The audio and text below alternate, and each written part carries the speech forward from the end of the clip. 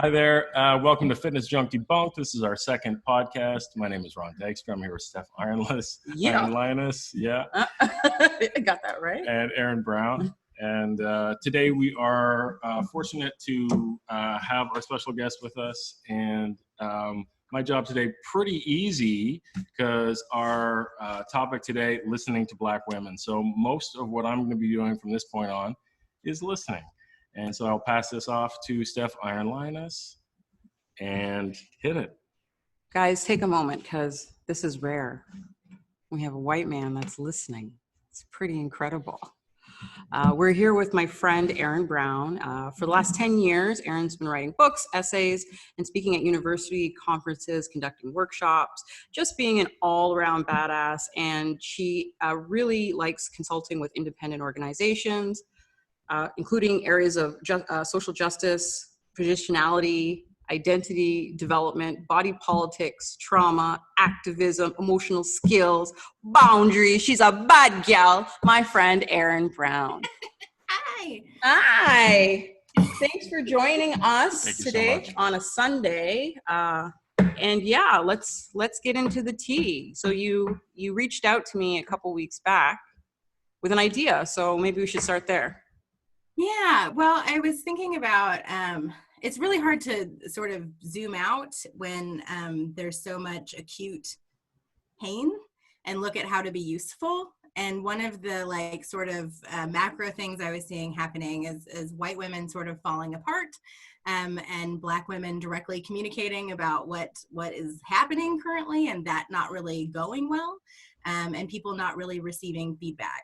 And so we were talking a little bit before we started, but I tried to use myself as an example of if I mess up, I would rather talk about me messing up than just point at everyone else. Let's just actually be examples of this shit in real life. And the most public call out I've ever had was from you. And it was when I was involved in an organization that I had actually already quit, but this event that you were at with me was my last thing. And from my perspective, I was running around that whole event being like, this is wrong, this is wrong, this is wrong. In fact, I'm getting lots of emails this week, people apologizing to me that they didn't understand what was wrong. And so I think I'm trying to fix things, trying to change something from the inside, whatever. Yeah. And I've also hit my max with this particular organization because they weren't moving quick enough.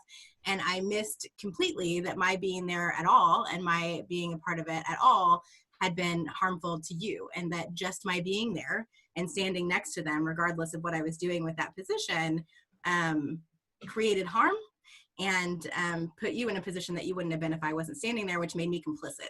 And so it was a particularly interesting call out because it was very public. We were waiting to eat at a restaurant and there were 30-ish white ladies standing around watching this conversation, which you apparently were unaware of, and I was very aware of because I could feel them all stop breathing. Yeah, you described it.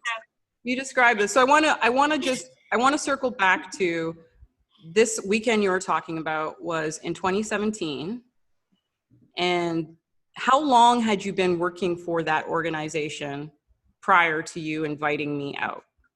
I thought it was in 2016, but I could be wrong. And I believe I started working for that organization in 2014. Okay, so 2014 I started, 2016, 2017 was the event, and now it's 3 years later. Right. Okay. So you and I think we met on the interwebs, but you had seen me kind of shut a racist down very harshly, and you asked me to write about my experience, and you and I became friends because you're a real one, you're down, and yeah, you just had a dope energy. We were vibing, and then you basically asked me to come to this place, and it was an organization that I wasn't comfortable going to, and I didn't really fuck with because they were so white. So my mentor had tried to talk me up to this organization to help them with diversity, but they declined. And then you came back around in 2016 and asked me to come to what was an empowerment weekend. Now that weekend had tons of stuff happening, but again, I want to go back to you because our memory is different. So for me, you were a friend and I loved you. So I told you how I was feeling. I didn't really think of it as a call out. I just thought it was a friend telling you like the truth, what was being honest and what was happening. But for you, you mentioned you felt it was a big deal because it basically sucked the air out of a room with 30 white women. So do you want to describe like what was said from your perspective and why it was a big deal? Yeah, well, I mean, it was a big deal because you were upset with me. And anytime that there is like a rift in a relationship, that's a big deal. And also, I don't know, big deal might not be the right word choice. It mattered to me. It was meaningful to me that you were upset. It mattered to me to take accountability for that. And I missed that completely, my own complicity and your being there and the harm that it caused. But it felt like a call out because there was an audience. And so there were other people who were like experiencing this, which didn't affect my interaction with you, but was just like an awareness that I had because I could just feel the energy around us shift to like, because there was some sort of conflict, let alone what the conflict was about, which is something that white people and then white women have specific behaviors around, generally not being able to show up to that conversation at all. And so I think just bearing witness to that was really interesting, that there were a lot of people present to it. But in terms of my reception of it, it was just like, Steph's upset. She's upset with me. And so this is the time for us to have this conversation. Yep. And when we had the conversation, I guess you had already made the decision to leave that organization and you didn't know what happened. So here's what went down. I was invited out to this empowerment weekend where I thought because of my background, I would be teaching boxing because boxing is very empowering for women. And it's something that I'm gifted at. Like I've worked hard at it. I've sought out the best coaching, been doing it for a very long time. And it's where the whole Iron Lioness movement comes from. It's like this pride of women, these really strong, badass women like you, that basically are a community and push women and children first. So that's basically what I'm about. So when I was invited to this function, I was basically, nobody asked me what I wanted to share. It was like, you're going to teach squat. And I was like, I'm a pretty honest person. So I was like, okay, cool. So, but can I teach boxing? And it's like, well, we took a poll. So we asked and everybody said they would prefer to learn squat. So because it was a little earlier in the beginning of the actual physical space of Iron Lion training, when you're in that stage of development, you feel like you have to take opportunities for exposure. So I took the opportunity for exposure, but when I got there, like I saw you, it was great. We took some album cover photos in the lobby. It was like really nice to connect and hug you. Something that I really miss and want to do very soon, hopefully. But when we got there, it was myself and maybe 4 other Black women in a sea of milk. Like it was just white women. And some of the messaging was problematic. And I feel like that happened because that organization didn't listen. So when you don't listen, like when you just take Black people, Indigenous, people of color, and add them for just to be seen but not heard, it's tokenism.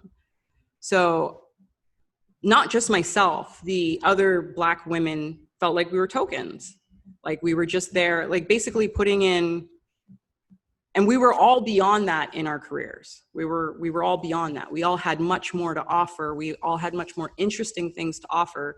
So going back to that call out, I didn't really see it as a call out. I just saw it as me taking an opportunity to be honest with discomfort with you and for us to strengthen our relationship by talking about it and not working around it, but working through it.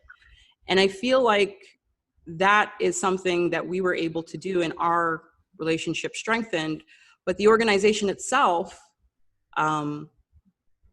didn't do that. They lost my trust because they apologized and it seemed to be like a pattern. So they apologized, but nobody Black Indigenous, person of color was put in a position of power to make decisions for the actual organization. So while they were getting intel from Black people and other groups of people,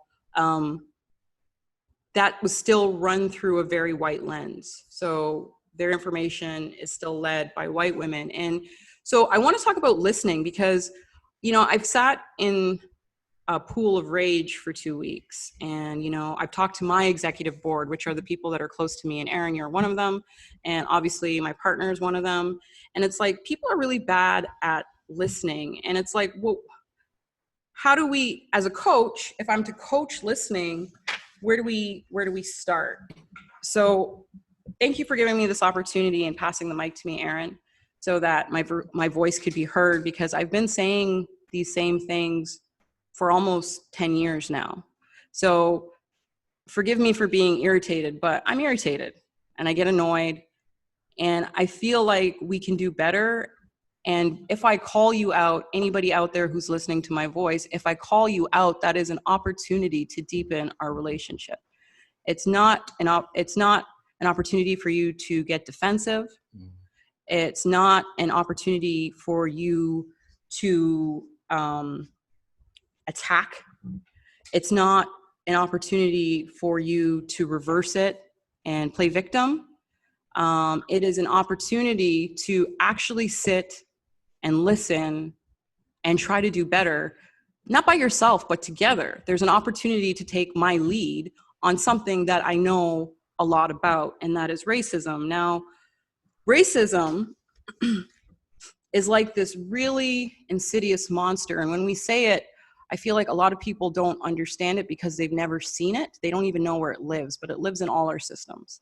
So I've come across it in all the systems that I live in. So my experience as a Black woman is a lot different. So I offer a different perspective that I feel like white women, if you listen, there's a lot of women out there, and I don't represent all Black women. I'm a single Black woman with my experiences and the experiences of Black women around me. And it's important that you take note of that, because we're not all the same. We're not all going to have the same opinion. You're not going to listen to this podcast and say, well, Steph said, I'm not the authority. I'm just sharing my experience, and maybe you can learn from it and deepen those relationships. They require maturity. So I don't know. I think it was Two Dope Queens coined the phrase, Black women are for grown folks, because you're going to get better, but you're also going to get called out. And it takes a psychological, emotional, and a relationship maturity. So Erin and I are friends. I'm being supported by my husband. We all have relationships. I'm not just somebody that you know on the internet, that you're going to slip into my DMs. And I've been making TikToks to kind of work through that rage. But the funny thing about TikToks, when I talk about Karens and Chads, is all the Karen and Chads like the video, because they don't even know that they're Karen and Chads. So where do we start? How do you listen to a message and take it on board and try to do better? So I'm going to review 4 pillars of good listening. And again, I want everybody to get your papers. I want you to take notice of the time. I want you to get comfortable. And I'm going to say it starts with shutting the fuck up. Like, it's a joke, but it's not a joke. It's funny because it's true, because we don't do it. I want you in this time that we're going to talk about listening to actually notice how many times you want to interrupt me.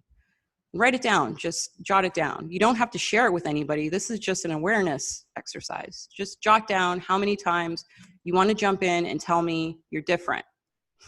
Write down how many times you want to tell me something that you know about racism because you did a course. Write down how many times you zone out. Listening, what I'm going to ask, it requires a lot of things, but what I'm going to ask you to do is actually listen to the words I say and listen to the heaviness that I say them with. Listen to the tone of my voice when I tell you these stories, because they go beyond stories. They're actually experiences. And they're experiences that have been around you. You've seen them, and you didn't even know what was happening. I had somebody reach out to apologize to me about something that happened in 2017. 2017. Think about that. 3 years later. And it was such a narcissist apology that it actually hurt because I thought that we had a deeper relationship.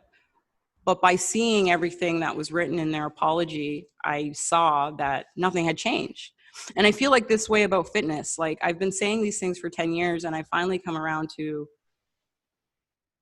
I don't know if the fitness industry and the wellness space is going to change. And I think this is the time, with everything happening in the world, that we start just forging our own way and our own path and try to do better, try to listen better.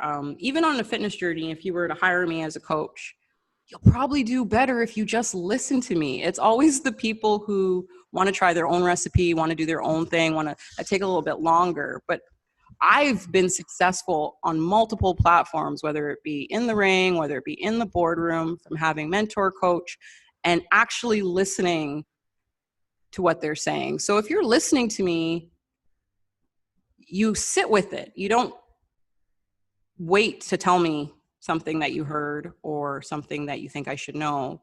You actually listen with the intent to understand my feelings as a person and not a trend.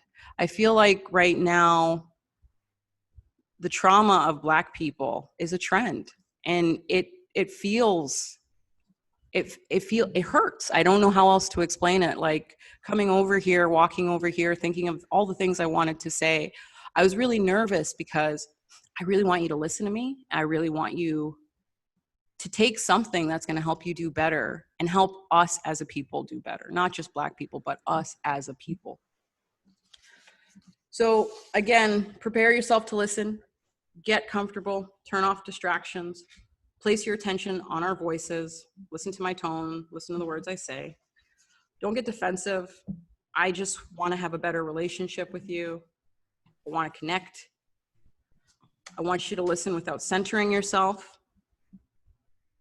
And much like Me Too was a huge movement, and it was led by white women.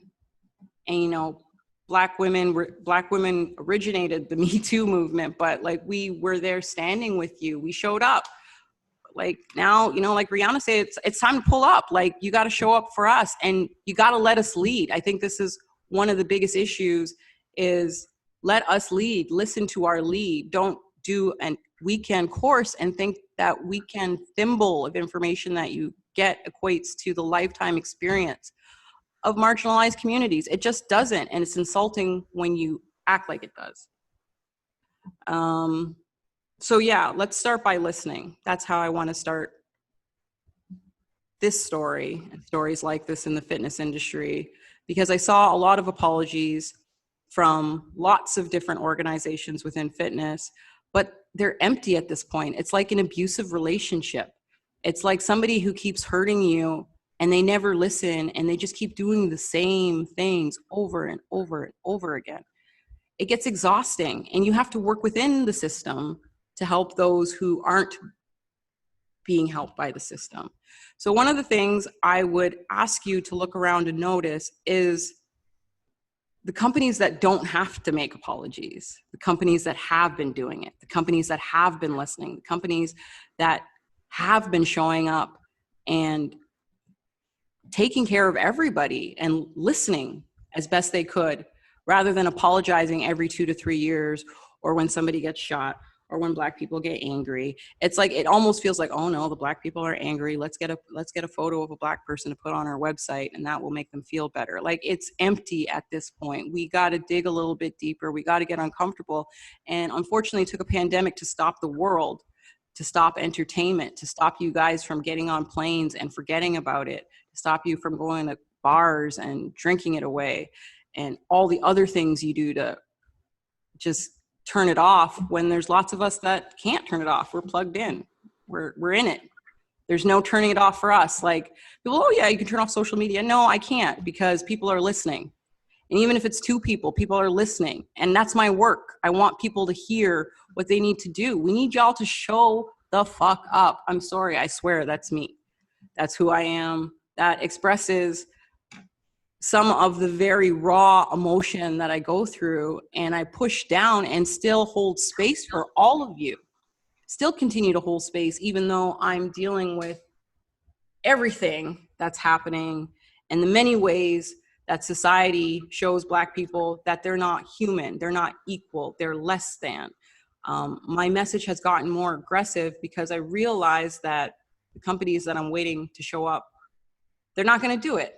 They're not going to make those big changes. They're not going to make the change like a Reddit where one of the CEOs stepped down, Alexis Ohanian stepped down to give his position to somebody else with a different perspective so the company could push into a different direction, because clearly the direction it's been taken isn't going to cut it in this new world. So let's start by listening. The second thing I want to talk about in fitness is boundaries with bodies, specifically Black bodies. And I know a lot of the listeners who maybe know a little bit about me. I really try to use humor. So I want to tell you about something that I talk about, and I'm going to say it. And if anybody's my friend listening, they're going to roll their eyes because they hear me talk about it all the time, which is hair touching. It's a little thing. We call this a microaggression because it's just one of those things that it's a boundary. If somebody says, I don't like this, but you think you're different, that says something a lot about you. A person has set a boundary with their body, and you think it's okay for you to touch their hair anyway, sometimes without their permission. And I think this is something that happens. I know it's something that happens with Black bodies in particular. People feel overly comfortable. They feel overly comfortable to touch, investigate. It's almost like you're not, again, it's not almost like, I keep using like kind of wishy-washy language, and I'm going to stop that because it's not almost like, it is that you are dehumanizing. Yeah, they're not human anymore. I feel like a pet. And like women do this. I talk about this all the time because it happens all the time. I went to a seminar in 2016. I'm not going to say any names. I know leading up to this podcast, I'm like, I'm going to say all the names. I don't care. I'm not going to say any names. I'm just going to say this person is North America's leading back specialist. North America's leading back specialist was at a conference that I was at with two other experts in our industry. And upon meeting the leading spine specialist of North America, so basically I'm saying his position because he's in a powerful position, he's known, he's educated. Upon meeting me, the first thing this man did was touch my hair. He didn't say hello. He didn't offer to shake my hand. He shook my husband's hand, but he didn't touch my hair and said, oh, that's nice. That for me took away from my learning opportunity, right? Because I had to sit there and it's like, do you address it? There's so much, people who know me, well, why don't you just punch him? Why don't you just punch him in the dick, Steph? You know how to punch people, just punch him in the dick. It doesn't happen like that. You're blindsided. So I went to a function with my husband to learn something, and I was blindsided by somebody just disrespecting my boundary. On social media, I've made comments about, if I don't know you, don't slip into my DMs and tell me your feelings, because I really don't care. I don't want to read it. I just don't. It's not, I have a lot of things that are happening as a business owner to be expected to read essays about your feelings. That's not my job. It's emotional labor. Stop it. Okay. Just boundaries. And I don't think this is universal. I think our society, because there's so many privileges for groups of people like white people, that it's almost like you're indoctrined into a narcissist, like you're allowed to break boundaries. The rules don't apply to you. So here's a simple rule. When I leave the house, I can't leave without ID because I don't know if I'm going to be stopped. My experience being stopped is going to be different than my husband's experience being stopped. Sometimes that's not something that he has to think about, but maybe he thinks about it more so because your partner is Black. There's things like that that you never have to think of, that we have to think of all the time. And so you do that all the time. You do this in this particular movement. A rule is set and you're like, oh, I don't usually abide by the rules. I can cry and get past the rules, or I can. Black women are going to hold you accountable. We're never going to let you cry your way through it. And we're tired of seeing the empty tears. It's this guilt, I think, that you have to get past and grow up. It's like being a 2-year-old and being overwhelmed, and you're overwhelmed because you chose not to pay attention.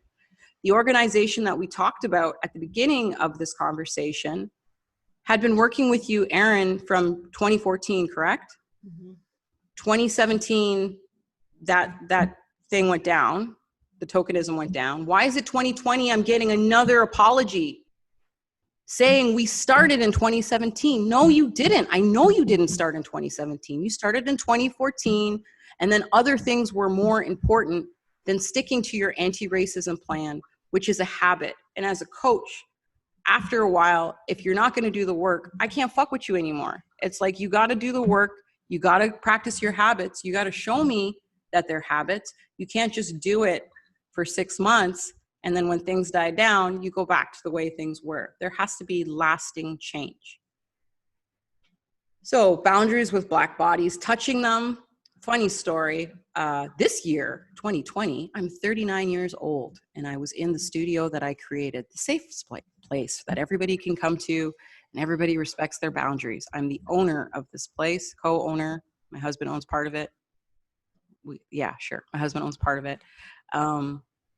I was talking to 2 women about the hair touching. My hair was purple at the time. So a lot of people were into the color and wanted to give me compliments, which was really nice. We talked about hair touching. They were nice people, so they couldn't really fathom that anybody would touch another human being like that. Like, so I tell this story, and people who with sense are like, well, that's crazy. Who would run up on it? It's kind of like that crocodile hunter guy who likes to go touch and get a closer look at wild things in the wilderness. But yeah, I was explaining to them in my studio, in my space, about hair touching, and then somebody walked in as I was explaining and touched my hair. And the 2 women who I was telling the conversation to were mortified. They were mortified. They didn't know what to say. They were scared because they could see in my eyes that like something might go down. And I was like, oh, I was just saying I didn't like that. And the person said, but I'm different. Different, special. Yeah, Ron was there. I'm different.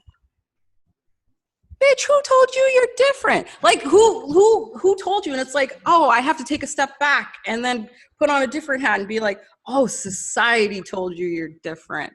It's not even you. You don't even know. You don't even know. So those are some of the things that I have to deal. And it's like, those are small things. I don't really want to get into like the deeper things because it's unfortunate that for some of you to listen, I can't really go into the hard stuff. I have to like give you little teaspoons of what racism looks like. If I was to go into some of the grosser stuff, I think some of you would tune out. I'm not going to give up on you. I'm going to keep telling you these stories. I'm going to keep sharing experiences as I can with my energy level, because like I said, me sharing the story, having gone through it, sharing my experience, it takes some from you. It takes some of your energy. And we're in a pandemic and I'm running a business and it's hard. So I thank you for listening. I thank you for listening to the boundary section and listening section. As a coach, I want to give you some actions. And the actions start with, I touched on listening, but listening happens as a result of who is around you and who is constantly in your environment. So for me, I have like the dopest executive board you could ever think of, like Erin Brown's on it, Ron Dykstra's on it, but I also got some other heavy hitters in the industry that when shit goes sideways, I can ask them things or ask them questions that are totally different than me. They're like have totally different experiences. They live in different bodies that they can share with me to make my movement powerful. So I'm seeing a lot of anti-racism plans, but when I go to people's pages, I see a lot of white faces. So when do you start with your own life? Like, it's easy to go out and say like, Black Lives Matter, I'm gonna make a sign, take a picture. But like in your own life, have you cultivated those relationships? And I say cultivate, I want you to hear the heaviness. Cultivate takes work, takes sweat, takes getting to know. It's like planting something, watering it, nurturing it. You can't just reach into somebody's DM and expect them to open their heart and share their trauma with you. It doesn't work like that. You got to start cultivating new relationships outside of your circles. Your circles can't be one thing. Can't be all vanilla and then you're like anti-racism. It doesn't work like that. You have to start in your own life having those difficult conversations. There's a book in coaching that we talk about quite a bit, which is Crucial Conversation. Crucial Conversation. And it's a great book to get started because it goes into having those difficult conversations and how to set it up. It's not a matter of just being like, okay, we're going to talk about something, because you have to take into account the impact and the toll it has on the other person that you're talking to. So sometimes you have to be like, hey, so I got a couple apologies that really pissed me off and disappointed me because I felt like I was friends with those people and I could have a conversation and they would do the extra step of just calling and hearing my voice rather than spilling their feelings in an email. So I feel like friends call each other or find a way to communicate so that sensory wise, we can take in all senses. Like we can hear you, we can see you, we can feel you, not just here are my feelings. Yeah, I'm going to run away. And that was easy. And now it was handled. It doesn't work like that. So it starts with looking at your own, like taking a really crucial look at your life and being like, do I have a broad perspective based on who's in my life? Not where I've traveled to, not where I've taken pictures with people. I went to Jamaica and got my hair braided one time. No, it doesn't work like that. Like actual relationships where people are comfortable sharing their experiences with you. I would rather have a drink with somebody and then be like, well, one time when I was this age, this happened. And I'd be like, damn, that's horrible. I didn't know those things happen. And that's how a conversation goes. It's not, hey, tell me about things that really hurt your feelings. It doesn't work that way. Over and over again. Like, I make these videos on TikTok, but yo, if you guys see, I talked to some of my other Black friends, and one of my Black friends said, I literally have a folder in my inbox called White People's Feelings. And that's where all those emails go. That's what your Black friends are saying. And I've been telling you, like, we're having these conversations. We're comparing notes. You guys, you can't use cut and paste for 5 people. We're going to know that it's the same 5 people. Like, Chrissy King is doing social justice within health and wellness. And 3 people from one of her classes reached out to me via email. 3 people from that class reached out to me. So after the 3rd message, I reached out to Chrissy King and I said, are you sending white people in my inbox with their guilt? She said, I explicitly told them not to do that. Specifically, don't do that. So even in the position of educating people how to just be people, you're still centering yourselves. You're still trying to take the lead. You're still trying to do what you think is right instead of actually listening to what is right and how you can help and the levels that you can help. So the first level is real easy. It starts right now. It starts with you listening. It starts with you looking around at your friends, looking around at the media you take in. Then it starts with putting pressure on your community, seeking out organizations that aren't following their anti-racism plan, aren't on top of it, and just not fucking with them. Don't give them your money. Give those monies to Black businesses, BIPOC businesses, smaller businesses that are actually trying to do work for marginalized communities within your community. You can start there next. And next you can take it globally with regular donations to tons of organizations, but I feel like I've eaten up enough of your time. So that is research for you. That's your work. Go find where you can give your money to help, how you can help, how you can support the cause actively rather than passively. So it goes beyond a black tile on your social media. It goes beyond sending light and love. Ugh. It goes beyond DMing a random on social media. Like, honestly, that's a phone call. It's a phone call. It's not a text message. It's a phone call. And circling back to how this podcast came, it came when my friend Erin texted me and said, "Are you free?" And I said, "Yes." And my phone rang and we had a conversation. That's how friends roll. Thanks for listening, Erin. Thanks for allowing me to talk. I'm sorry if I tried to keep it as concise as possible. I tried to give you guys some stuff to work on and build on. I also want to take this opportunity to say, hey, Iron Lion Training's been doing this for a while. We've been here. We've been fighting with you. We've been alongside you. We've been providing health and wellness to everybody. All bodies are welcomed here.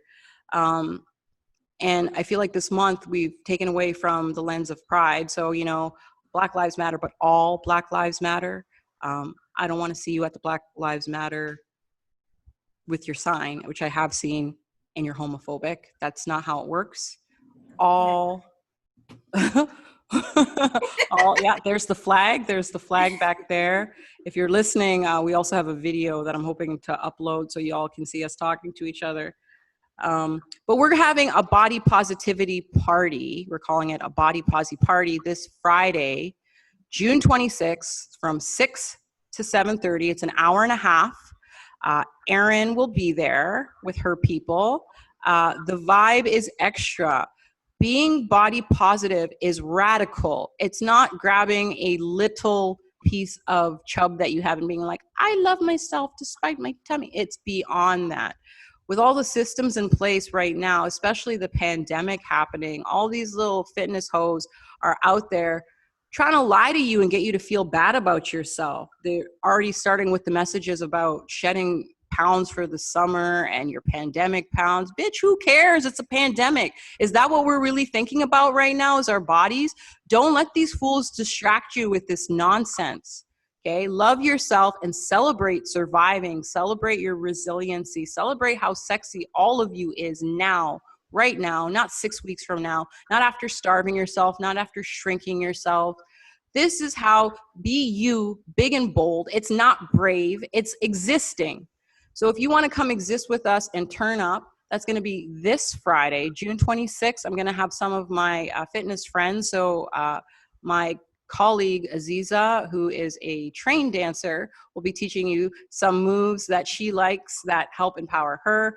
Also, my sis Lucy Flawless will be on the scene with some songs that empower her. And I will also, way in previous lives, I used to dance, so I'll be showing you some twerking to help to help you feel empowered and just good for that hour and a half that we spend together. We are doing this as a fun deraser. See what I did there? Fun and then deraser. So yeah, we're asking you to dig into your pockets and donate to Iron Lion Training. With everything that's happening, we need to pandemic proof our studio. So we were very lucky and grateful to survive. But that's just the second wave, the first wave, and we got to prepare for the second wave. Unfortunately, we got to look ahead. And we also would like to donate to the 519, which is another organization in Toronto that provides a safe place for all communities, including LGBTQ, S2. I think I got all of them. But yeah, you can look them up. That's the 519.com. ironliontraining.ca. Again, two organizations providing safe spaces for people to get healthy. And we want to stay here keeping you guys healthy. So I hope you come out. And even if you don't come out, I will be posting ways that you can donate. So I'm going to wrap it up. I want to thank my friend, Erin Brown, for joining us. I want to thank my husband, Ron Dykstra, who has been rock solid, helping support me emotionally while all this stuff is happening, but also really modeling what good listening is. Are you seeing this? Just listening and helping me find words when I get a little flustered and holding my hand when it shakes because, I was nervous to talk to you guys. I was nervous to tell you I don't know how this is going to be received. I was nervous to have this opportunity with Erin, who is somebody I've looked up to in fitness for a long time, and now we're friends. So I was saying I didn't want to fuck it up, but you can let us know what you thought and what you want to hear Erin and I talk about maybe in the future. You can visit her at iamerinbrown.com. And you can also find her on social media. Powerful, insightful, brilliant, talented, beautiful, gifted. But yeah, she's one of the good ones. She's a real one, and she's somebody I definitely fuck with and that I can have difficult conversations with. And honestly, it kind of pleases me that it wasn't a thing for me. It was just an honest conversation, and our friendship, I think, deepened as a result. So don't be afraid of those difficult conversations. Don't run away from them. They're opportunities to be better, to listen, to get a different perspective, and to be a human being, which should be everybody's goal, is to wake up and be a better human being so that we don't, I don't know, start the apocalypse, but it seems that already started. So I guess we have work to do. We're here. Drinking to the apocalypse? Come on. Well, Oh. I think we got to burn it all down and build something new, to be perfectly honest, because these systems are so corrupt and they've been corrupt for a long time. So while I don't want it to burn down, I do feel like we do need to start fresh. We do need to build something stronger, and we do need to look at these foundations and build them with honesty and integrity, and not bullshit 6-week cleanses designed to distract you from living your best life. Come dance with me and turn up with Erin and the gang on Friday via Zoom. Details will be on our website and probably in the comments of this podcast. Thanks for listening. Any closing notes from Ron or Erin, who were so nice and let me talk? I just want to reiterate something you said about your business, and then just leadership in general that's already been on this. Maybe rather than follow the person who sold fat loss programs, who now sells body positivity, who suddenly is an anti-racism expert. Maybe if you're interested in anti-racism work, you follow people who've been doing that for a long time. Maybe if you want to go to inclusive gym, find a gym that's been inclusive and honor the leadership that already exists. Not only does that feel more hopeful than just being mad at everyone, but also we should honor leadership and not the people who are just co-opting their strategies to try to stay relevant. Boom. Amazing. That was like a mic drop right there. Yeah. That's what I said. Here's the everything. That was a good sum up. Anything you want to, anything you like listening that you took away, Ron, that you want to share? Reminders, listening starts with being quiet yourself. It starts with being active in your listening, not just waiting for someone to be quiet themselves so that you can jump in with your point. Remember, boundaries do exist for a reason, and Black people are not toys or pets. There is a tendency in our society to even animalize or hypersexualize Black bodies, which is inappropriate. Keep your hands to yourself. That kind of stuff is rather important. Important also to remember that starting a conversation about this kind of stuff doesn't mean you have to shut down because you feel bad because you're on the wrong side of it or something like that. It can be a springboard into a real relationship where actual stuff starts to happen, like you've seen here between my wife, Steph, and Erin. A real relationship came out of an uncomfortable situation that they both stuck with. So I think that's pretty fantastic. That's an excellent sum up. And again, I want to thank you for actively listening. Thanks for taking notes. Again, let us know what you thought of the podcast in the comments. Please share this with people that you think you might benefit from. Boundaries, the hair touching, I feel like I've put it into the world. So if any of you motherfuckers touch my hair, I have license to touch you back. Let's just say that. So we're going to wrap up. That is Fitness Junk Debunked. Again, this is Ron, Steph, with our guest, Erin. And while today we're talking about racism, racism is a health crisis. So don't think that this doesn't fall within the realm, and don't think that body positivity is not a radical movement. This is huge, guys. We have an opportunity. Things are shifting. Let's not take our foot off the gas. Let's keep the pressure on. Let's keep being loud. Let's keep talking to those who are listening and not wasting our time with those who have chosen to take breaks in their studies. We're signing off. All right. What do we say when we sign off? Live long and prosper? That's a good one. Did somebody say that already? Say that? I don't know. I think you just made it up. I just made it up. Yeah. So live long and prosper. I'm surprised you didn't go with find your power in the pride. Oh, right. That's us. Our actual Well, yeah. hashtag. Hashtag find your power in the There's pride. a few other good ones. Yeah. Black Lives Matter. Look how frustrated he is. Anti-Black This Lives is our. So I'm going to say, okay, love you. Bye. Bye.